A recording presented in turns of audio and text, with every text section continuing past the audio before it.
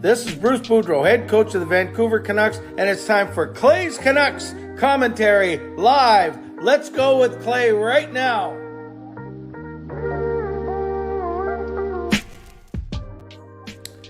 Hey Canucks fans, and welcome to Clay's Canucks commentary live, presented to you by Van City Experts Real Estate. I am Canuck Clay, and this is my Canucks take, all in one take. It's Clay's Canucks commentary for Monday, October the 3rd. If you're new, here's what you should do. Hit the subscribe button now for daily Canucks insight that's positive, timely, and trustworthy. Thank you to moderators, to members, to sponsors, and to all of you, no matter where you're watching from. If you're my beautiful neighborhood in Steveston, in Richmond, in the city, in the Lower Mainland, in the province, in the country, on the continent, or around the world, thank you for being here. I do not take you for granted, and I appreciate you helping me build this community. So if you're here, like this video as we get started, like the fact that we're together, like the fact that we only have to watch 2 more preseason games before the Canucks start their regular season against those same Edmonton Oilers next Wednesday. And if you came over here from Canucks After Dark, thank you for joining us there. We had a really, really great show. And if you're watching or listening to this on your favorite podcast platform, make sure you rate and review the podcast. So as always, I will start off. I will talk for the first 10 to 15 minutes or so. Today, I'm going to really break down a little bit my observations from tonight's Canucks game. And then, as always, I'll get to your questions for the second half of this show. And I won't, no giveaway today. I had a brain fart there, but yeah, no giveaway today. But I was really excited that we were able to give away the 2 tickets to this Friday's game against the Coyotes, not the Red Wings. Not sure what I was thinking there. I think, blame it on the booster shot. But yes, no giveaway today, but we're still going to have a lot of fun. Talk about the Canucks and really gearing up for the start of the regular season. But we do have a question. We do have a game to talk about tonight. And yes, I know the score was 7-2. Andrew's funny. Legendary Andrew Chang says, no giveaway. Okay, I can concentrate on listening to Clay now. Well, that would make someone in this chat actually listening to me. So I know the score does not look good. It was 7-2. But when you think about it, if you take away the third period, it was 4-2. And the Canucks actually closed it to 3-2. It was 1-1. And then, sure, Edmonton scored those 2 quick goals, 26 seconds apart. But then Connor Garland scored another 52 seconds after Dylan Holloway's goal. So then it was 3-2 for the longest time, or for a few minutes at least. And then Tyson Barrie scored at the end of the second period. And then it was 4-2 for Edmonton, and they didn't look back. But the 3 goals by the Oilers in the third period, they all came within 2 minutes of each other with only 3 minutes to go. And, you could say that the Canucks maybe gave up a little bit. I felt bad for the goaltender, Colin Delia, who actually played pretty well up into that point. But then he was kind of left. Left to hang out to dry a little bit at the end. So I'm sure it's a frustrating night for him. There were a few Canucks players that actually stood out, that played quite well, and I'll talk about them in a second. But I think you'd agree with me, when they first tweeted out the lineup, it was not a good lineup. And I even tweeted out saying, none of these 6 defensemen, at least in my mind, were going to make the team. De Kaiser, Keeper, Burrows, Juleson, Brisebois, and Wolanin. And none of the 2 goalies were going to be the 2 between the start and the backup, between Seelovs and Delia. And then the forwards, I would say maybe 5 of these forwards may be on our opening night roster: Garland, Dickinson, Lazar, Hoglander, and Podkolzin. And the rest, Lockwood, Dries, Klimovich, Stevens, Baines, Nielsen, and Aman, won't be on the opening night roster. So all those things. By the way, thank you, Sandeep, watching all the way from London. I presume you mean London, England, as opposed to London, Ontario. London, Ontario is still good, but if you're watching from London, England, thank you, and I appreciate you doing that. Now, with the Vancouver Canucks tonight, so we knew that they're going to be in tough already, given how strong the Edmonton Oilers roster was. They had basically their full team: Draisaitl, Yamamoto, Kane, Nugent Hopkins, Hyman, Fogley, and of course Connor McDavid. Then they had their their NHL caliber defense for the most part. Bouchard, CC, Barry, Nurse, and Kulak, and then Jack Campbell as their starter. One name. So we'll talk about one guy from the Edmonton Oilers first, and then I'll talk about the Canucks. It was Jake Virtanen. Jake Virtanen bought out last season, went through his court litigation here, and now is in Edmonton on a PTO. So Virtanen, wearing number 19, had 1 assist, was a +3, 2 penalty minutes, 1 hit, 1 block in 10 minutes of ice time. And his assist, I admit it was a pretty good pass to Warren Foegele, and Foegele did a wonderful job of batting it out of midair. It was a really nice play, actually. So Virtanen was noticeable. He also, his penalty was kind of a lazy penalty, but I don't want him not to succeed.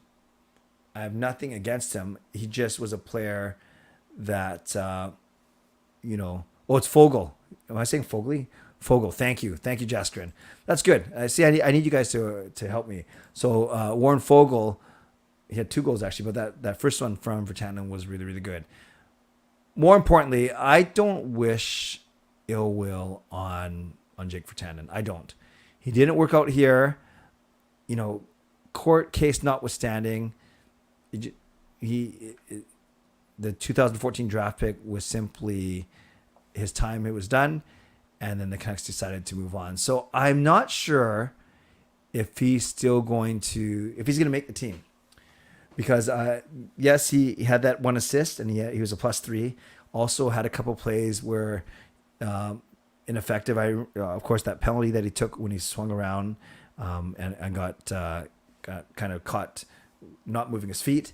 And then the other one, I saw another play where they were trying a simple breakout, and I think the defenseman tried to feed Virtanen going up the middle, and Virtanen didn't even see it. Not the end of the world, but that will be something to keep an eye on before. And Debut Hunter says, refreshing opinion on JV. Yeah, I don't know. I actually liked him when he was here, and I had really high hopes for him because he still does, but I thought he had a really nice combination of size, of speed, and a decent skill set, decent hands, a good release. But then I guess the one thing was I'm not sure if he had the best hockey IQ, and therefore he couldn't really keep up with the Petterssons and the Horvats and the JT Millers of the world, simply because I don't think he processed the game like they did. And I'm not trying to sound like a jerk. That was, I think, the biggest issue with Virtanen. So we'll see what happens. We'll see if he actually makes the Edmonton Oilers, and if he doesn't, let's see if he sticks to catches on with another team. So let's talk about the Vancouver Canucks. The best player in my mind was defenseman Christian Wolanin. I thought he was really, really good. And he had 2 primary assists on the 2 Canucks goals. On the power play, wonderful play actually, standing at the blue line, taking a pass from Connor Garland, and then looking off the defenseman and then passing it to the right where Hoglander was waiting. Didn't one-time it, kind of gathered it, but he put it past Jack Campbell. And that was a very big goal. It basically tied the game, our power play goal. So that was good. And then the second assist was another nice assist on Connor Garland's goal. Well, it was more of a shot, actually. Wolanin put it towards the net, and then Garland was able to tip it. Then it went off, I think, Cody CC as well. But the fact that when Wolanin was on the ice, he was pretty good about not just moving the puck and not turning it over, but also really showing his hockey IQ. And I was talking about this with Parker and Canucks After Dark. I'm surprised that in 7 seasons, he's only played 70 games, 70 games. So averaging, of course, to 10 games a season. So he's never had a chance to really stick with a team. Now he had 2 assists. He was a -1, but everyone was minus on the Canucks tonight, basically. 3 shots on goal, 3 blocks, 1 giveaway, and 2 takeaways in 22 minutes of ice time. So he was the only Canucks defender that had over 20 minutes of ice time. So that was pretty impressive as well. So, is that enough to make the team? Well, I don't think Danny DeKeyser makes the team. That's why he was playing this game as well. But for Wolainen to make the team, he would have to beat out, and not just make the team, but actually start on opening night. And I get that Travis Dermott's health is a big wild card here. But yeah, he would have to beat out someone on that left side. And maybe he will. Maybe he gets a shot because Dermot's hurt.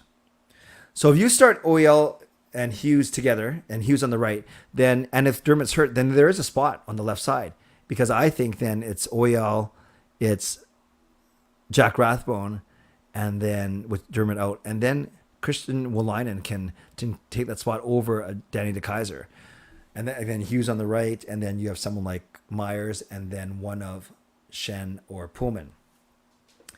If Travis Dermott is okay though, then I'm not sure if Wolainen gets in the lineup unless he gets in ahead of Rathbone, because then you have OEL and Dermott and Rathbone. And if Hughes plays on the left side, then for sure that Wolainen won't get in the lineup, because then you have Hughes, OEL, and then one of Rathbone or Dermott in front of him. So I think if it's kind of like a chain reaction. If they start Hughes on the right, then that means there's an open spot on the left.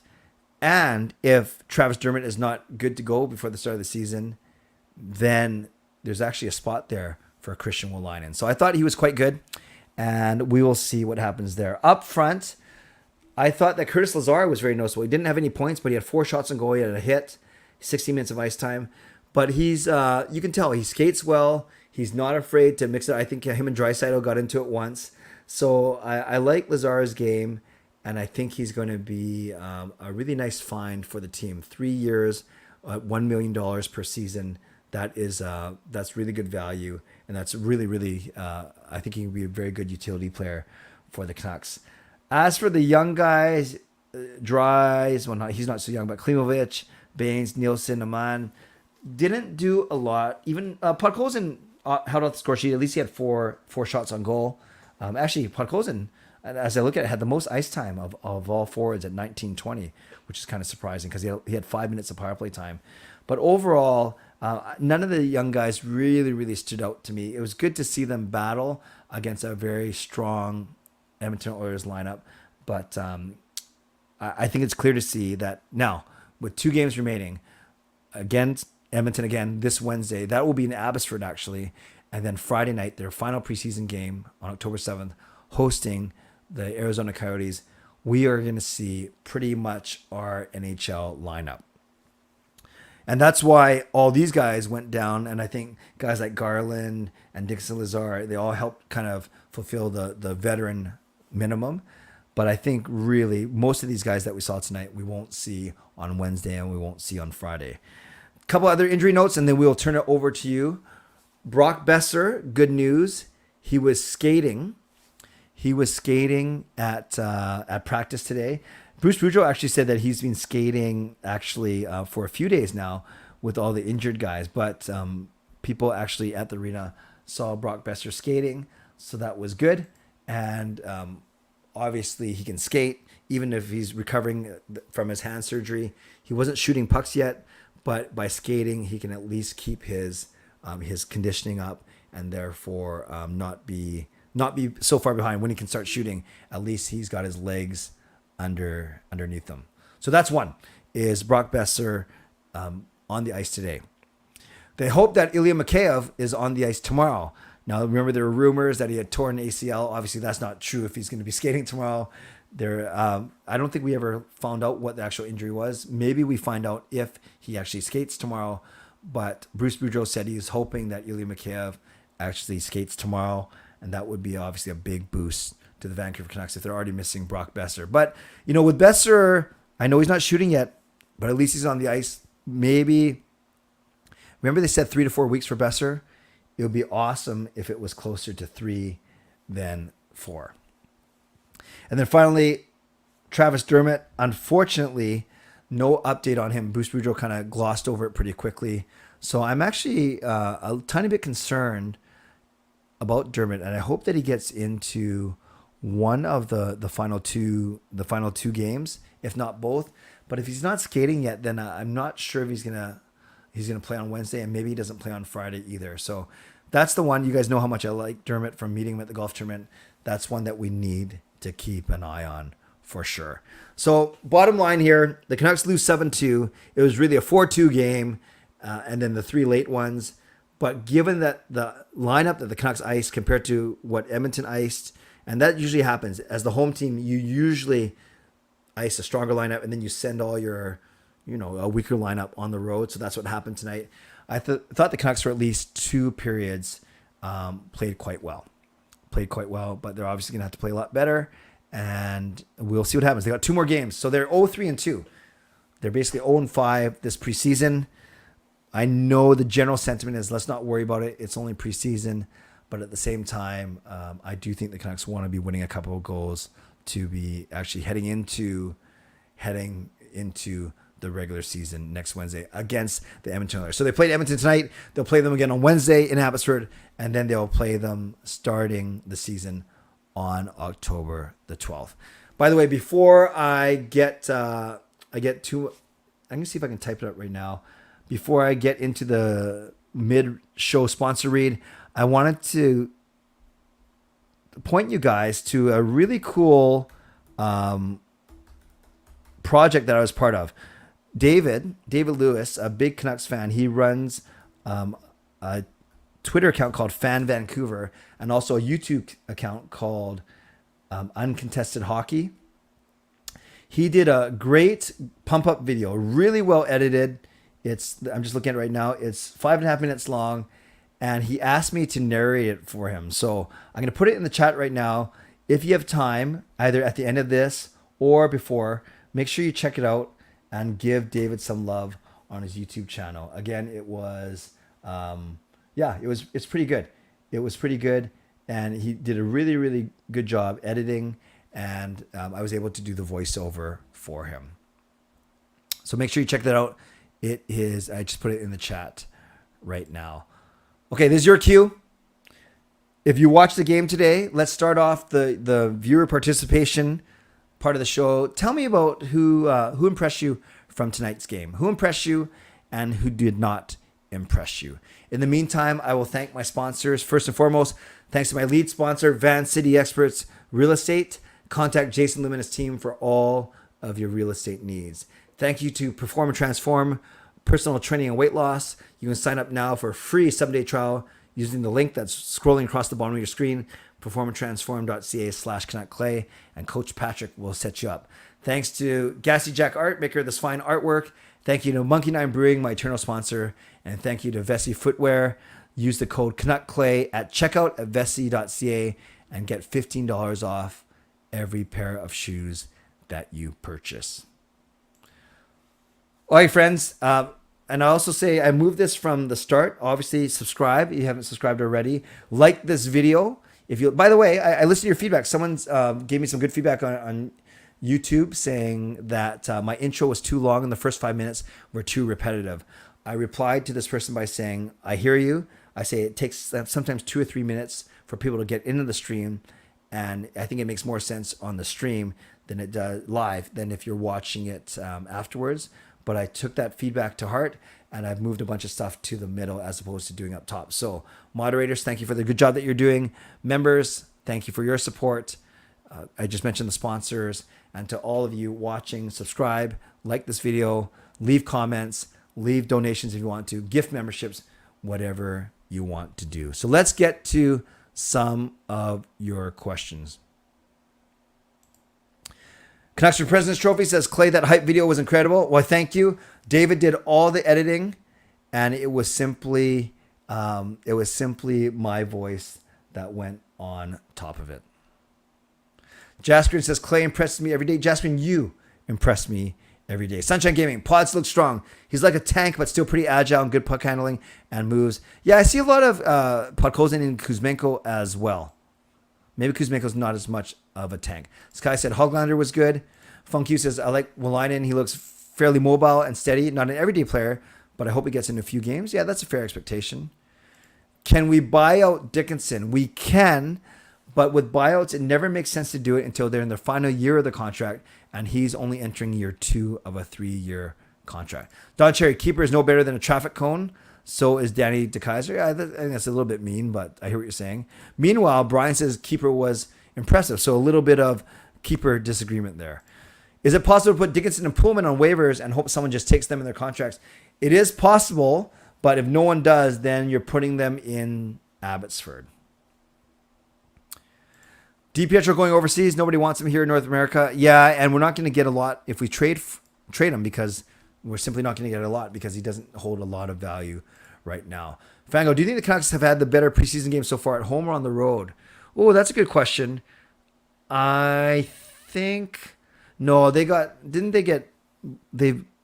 losses in Calgary and Seattle being pretty bad. But again, you send your weaker team. Today was pretty bad, whereas they had a chance to win the Seattle game at home on Thursday and the Calgary game. Went to both of those games, so I think they were better at home, and that makes sense because you play your better players at home. Harry, what impressed me was Connor Garland and Hoglander's goals. Yes, those are good goals. And Christian Wolainen was the common theme in both of those goals. The Elder, Brady Keeper was great. Wolainen was good too. I put them ahead of Myers. That's a bit of a stretch, but I hear what you're saying. I don't know what those guys are doing, but you're welcome. Thanks, Justin. Harry says, hi, Clay, how are you? Is there any fixing or work that needs to be done for the Canucks to be more dangerous? They just got to play together and truly develop some more chemistry up front. Toronto fan, what are you looking forward to this season in 2023? I'm looking forward to seeing Kuzmenko and Podkolzin and Rathbone, all those guys develop, and I'm looking forward to hopefully a battle for a playoff spot. Adam's mad. Will Demko start the final 2 preseason games? Sidhu, my guess is Martin gets 1 and Demko gets 1. That's my guess. Hoglander and Garland at chemistry tonight. Yes, that is true, Elder. Adam Rachel Dory is gone. Indeed. We don't know the true story yet. Canucks going all in for Connor Bedard. Kind of dangerous tact. Canucks for President Trophy. Poopman is the 10th D-man on this team. Abbotsford guys are better. Yeah, he hasn't been that good, has he? Jasker would rather have Louis Eriksson over Tucker Pullman. Not a lot of love for Tucker Pullman today. Dickinson should be in Abbotsford. Not a love for Dickinson either. Do you feel we should get Virtanen back? No, I don't think he's a difference maker. Looking through the game stats, Garland and Hoglander were the Canucks' best point getters, 2 and 1. I can't think of any other bar. Yeah, I thought Wolainen was good too. I thought Lazar was good. Amanda is going to be a real player for this team. We'll see. Yeah, he's looked okay.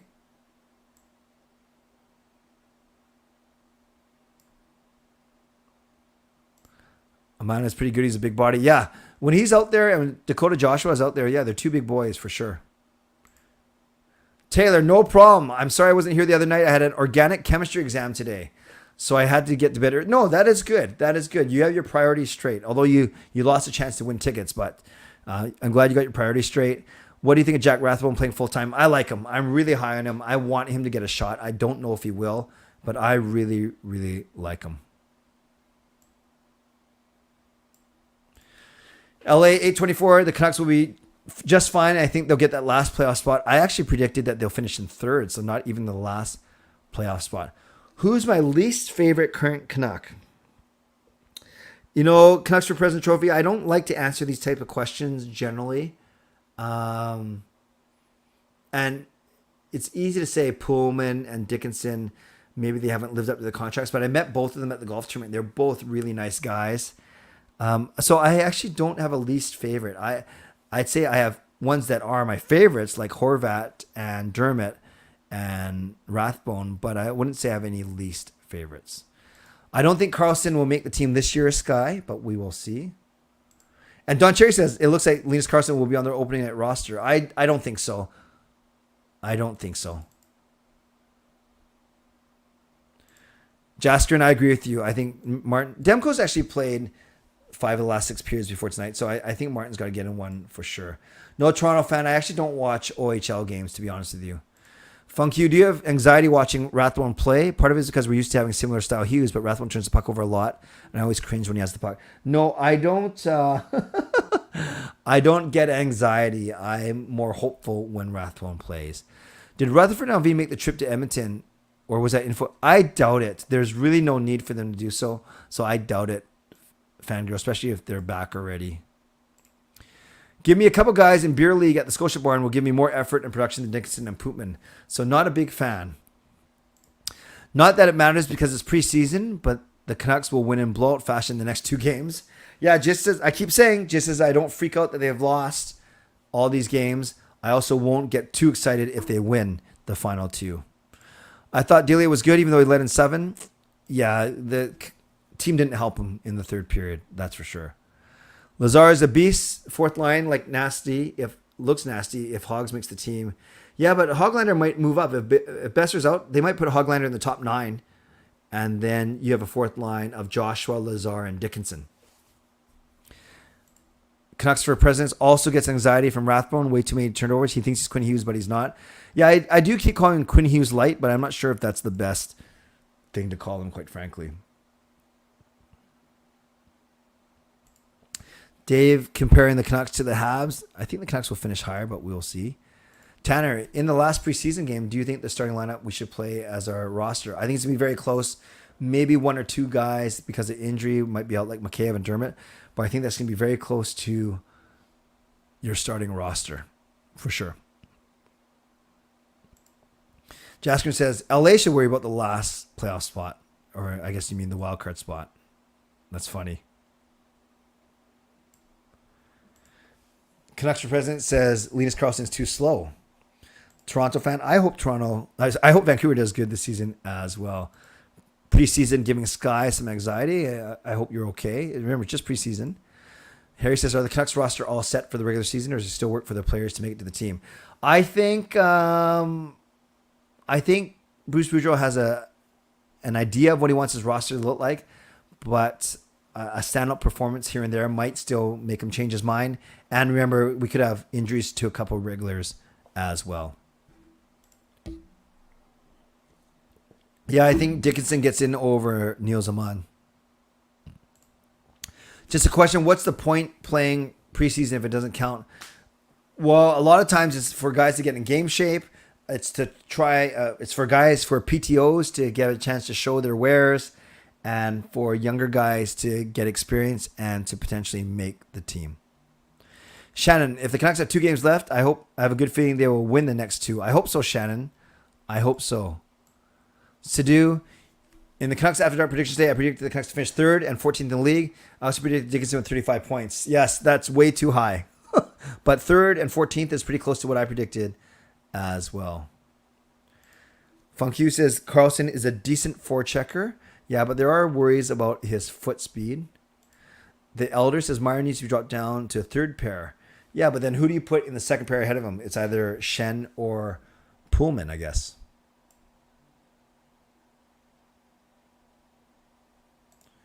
Goalies on farm, HO gets sent to ECHL. I'm not sure what that means. Problem with Karlsson, he's too slow in battling in the puck. For the puck, he seems like a good playmaker, but his ability to shoot needs some working on. Yep, I think, Taylor, that's a very fair assessment. Yeah, Vandenberg wasn't bad. LA did finish in 3rd with only a +3 for sure. Thoughts on the 2 Alberta teams? Yeah, they'll be 1-2 in the division. I don't know what order, but I think they'll be 1-2. I think Canucks will have 3rd. Do you think it's interesting we play a home game in a neutral site, Abbotsford?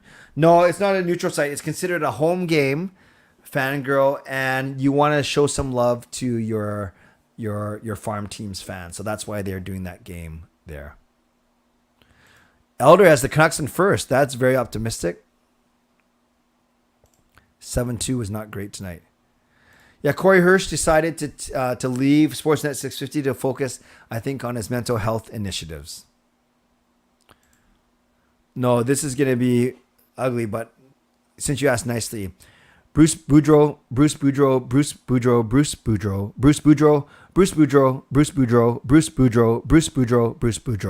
think that's pretty good, actually. It wasn't blazing fast, but I did not go with Bruce Boudreau. I agree, LA. They got to make the playoffs. All right. Hypothetical Pat comes in. It's the last preseason game. You just bought a new hat at the store for $49.99. Kuzmenko gets a hat trick. You chucking it or not? No, I'm not. Call me a bad fan, but I'm not. But it's kind of, this is truly hypothetical because I don't wear hats. I just don't look good in it. I think my head's too big.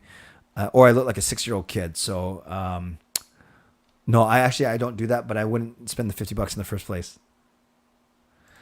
Yeah, some were worried that Lockwood was hurt. He did not look great.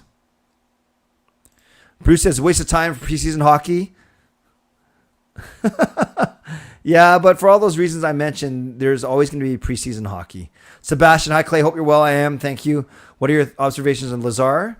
Has he lived up to expectation? I think he's been good. Not great, I think he's been good. And that's what he should be. For $1 million for 3 years, he should be good. Yes, Toronto, I've met almost the entire team through my work in volunteering for the annual Canucks golf tourney. So I've met almost all of the Canucks players. Harry, will it be Demko and Martin or will it be Demko and Silovs? It'll be Demko and Martin. Yeah, he played one game and I think he'll play one more. I don't think they're worried about Martin at all. Elder, Calgary's going to need to find themselves with all the new players and start off slow. Yeah, but there's some really talented players they got in. I'd rather have Mott over Lazar Virtanen. I'd rather have Mott over Lazar, Virtanen over Dickinson, Chason over Joshua. Do I agree? I want to see what Lazar can do. Virtanen, yeah. Dickinson can play center, though. Chason over Joshua. No, I think we need what Joshua can bring. Funk you doesn't see a lot in Lockwood. Yeah, I think last year kind of proved he got an extended look that he's going to be a tweener. I think. I'm not Vegas about worried. I'm not worried about Vegas. I don't see LA beating out the Alberta teams. Me neither. JB Hunter says impressive. Taylor's laughing, but thank you. I tried my best. Mike doesn't like Dickinson and Pullman. He uses other names to describe them. Mr. B said Logan Paul 100,000 times over 17 hours. Wow. And that's why Mr. Beast has millions of subscribers. That's impressive. Yeah, it's too bad that they are starting on the road for sure. For sure. LA Women's Hoops watch a documentary of Vegas Knights, Golden Knights, reminded that OEL was the Arizona captain and took the faceoff for the Knights' first home game. Interesting. Interesting. Did not know. Well, I obviously knew he was the captain. Didn't know that he took the faceoff. The game should be on TV, even though it's emanating from Abbotsford. Boost Bruce at 70 has more mobility than DeKaiser. That's pretty funny. Justin, I still remember the stream where you stacked the hats on your head. Yes, and I looked even more silly as each hat went on. Oilers, Kings, Canucks in the top 3. Then Calgary gets in last. Interesting. Yeah, Vegas is going to struggle without their goal, without Lehner for sure. Yes, I saw that Baines over Phil DiGiuseppe. Also, Dickinson should not be on the team. He brings nothing to the team. Yeah, not a lot of people sold on Dickinson. And Elder says a man should be in Dickinson's spot. Hypothetical Pat. The royal family approaches you to become King Charles III. Oh, the butler. Sorry. King Charles III butler. 9 months on, 3 months off. 10 years times 750. Deal or no deal? Yes to YouTube. I'm not sure what I'm going to be YouTubing, but oh yeah, I'd take that. 750 grand a year. I'm sure Gail and the kids will be fine not seeing me for 10 years if I come back with almost $10 million. DiPietro might be sent elsewhere if they're going to go with Delia and Silovs. Yeah, it's pretty crazy. I don't think the Canucks will get someone from waivers, only obviously if it's someone that they think can help their team, but I'm not sure that happens. Yes, jinx it so they do not have that long, painful year. And again, I don't think we're going to pick guys off waivers, but we'll see. Yeah, I think this year's road trip, though, is because they're still finishing off renovations to Rogers Arena. Ricky, I talked about this. Well, Linen will make the opening night roster, but he might not start. But he could be one of the 8 defensemen. He's been quite impressive. Yeah, Pullman, we'll just have to see how he does over the next couple games for sure. Thanks, Debut Hunter. And then Canucks for presidents. Canucks get the worst schedule. You're right, Elder, always on the road. Bettman never gives us a fair shake. Again, I think this year it is indeed because of the renovations. Tanner says, do you think Besser will have a bad year because of his hand? I sure hope not. And I was hoping for such a good year for Besser, given that he wants to score 30 goals. He's got the burden of his father's death lifted from him, but always seems to have bad luck. So we'll see. As I mentioned, he's skating already, so maybe he gets going quicker, sooner as opposed to later. Yeah, I heard that they're trying to move for this contract, but why, if you're a team, why would you take that contract and have to pay the $3 million actually in cash? Do you think it was bad to look for PD to post Instagram that he was at a Buble concert while team was playing for Seattle? Nope, I don't think it's bad at all.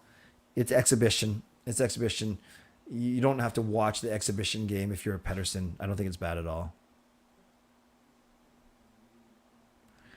I will do a couple more questions and then wrap up. Shannon says, I also think the other reason why the Canucks are on the road is the renovations. Yes, and the concerts. There are indeed a lot of concerts there for sure. I'm not sure if it's there are a lot of concerts because the Canucks are gone, or the Canucks are gone because there are a lot of concerts. Sebastian, I predict Pedersen will hit 85 points. So for 80 points, we can do a fun bet. If I reviewed an anonymous package in the mail full of signed Cristana teeth, what would you do with them? I would show them to the screen, and then I would give them to someone who wants them. And we will end this.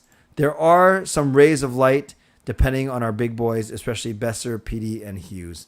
Very good. And speaking of the ray of light, if you go check out that that vlog that I sent you guys, not the vlog, the pump-up video made by David, you will definitely see some rays of light in there, and you'll hear my silky smooth voice. So I just put it in the chat one more time. Make sure you check it out. Okay, friends, I am going to wrap up here. Thanks for joining me tonight. Moderators, thank you for doing a great job. As always, I saw that you had to do some work tonight, and I appreciate you, as always. Members, legendary Lucas Gates, legendary Justin Credible, legendary Andrew Chang, Hall of Fame and franchise members, thanks to all of you as well. To my sponsors, especially Van City Experts, Real Estate, and Perform and Transform, Personal Training and Weight Loss, thank you. Thank you to anyone who subscribed tonight. No donations to mention. That's not a hint. I just always mention donations or gifts, so none tonight, which is fine. Sometimes we get skunked, and that's no problem. And then most importantly, thanks to all of you for spending, especially if you were there for Canucks After Dark as well, and you're here for this, for spending the last basically 2 hours in front of your computer or in front of your phone. So tomorrow night, I will be here again. Tomorrow night is bowling night, so hopefully I'll come with a good report with getting back in the winning column after getting skunked last week. But we will see about that. And otherwise, yeah, we'll see if there's more cuts tomorrow as we inch closer to the start of the regular season. So once again, thanks for being here. On your way out, subscribe, like this video, leave a donation. If you're on the podcast platform, rate and review. And as always, thanks for spending some of your night with me. Stay safe, stay healthy, take care of yourselves, and take care of each other. And I got to tell you guys, someone at work replaced all of the buttons on our elevator. It was wrong on so many levels. God bless, and go Canucks go. Booyah.